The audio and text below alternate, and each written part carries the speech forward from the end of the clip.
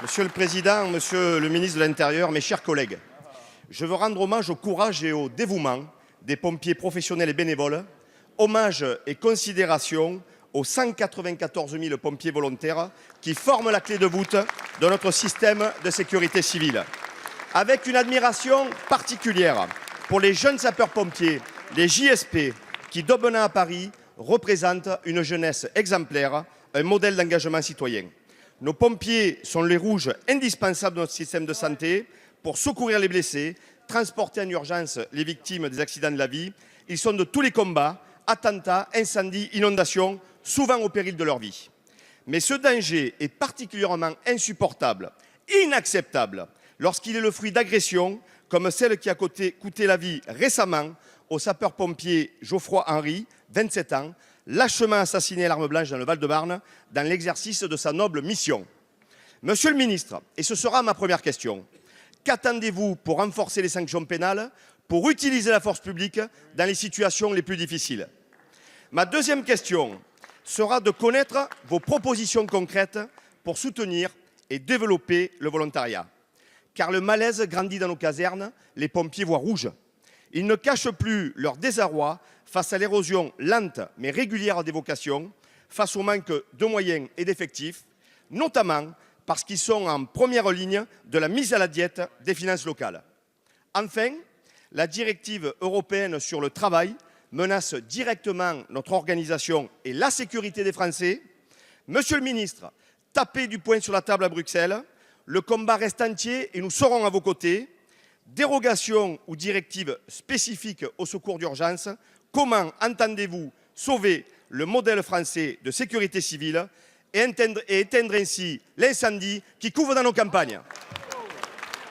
Merci, monsieur le député. La parole est à Christophe Castaner, ministre de l'Intérieur. Merci, monsieur le président, mesdames, messieurs les députés, monsieur le député Brun. Je vous adresse une invitation. Ne politisons pas ce dossier. Travaillons ensemble de façon systématique.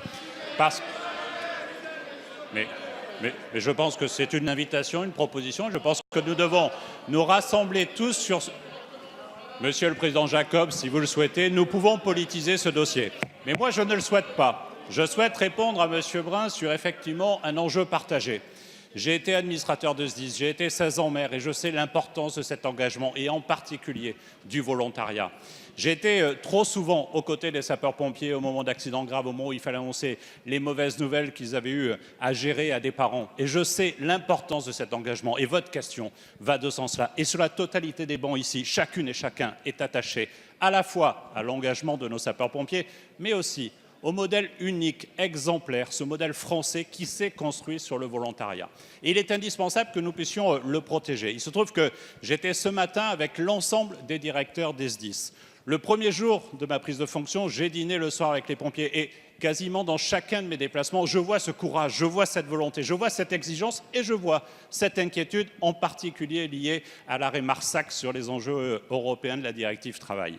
Je voudrais vous dire que d'une part, nous devons être totalement engagés sur la question du volontariat et des propositions ont été faites, nous y travaillons et je verrai ce soir le président de la Fédération nationale des sapeurs-pompiers pour continuer à travailler avec lui. Mais nous devons effectivement agir au niveau européen et c'est le sens de votre question.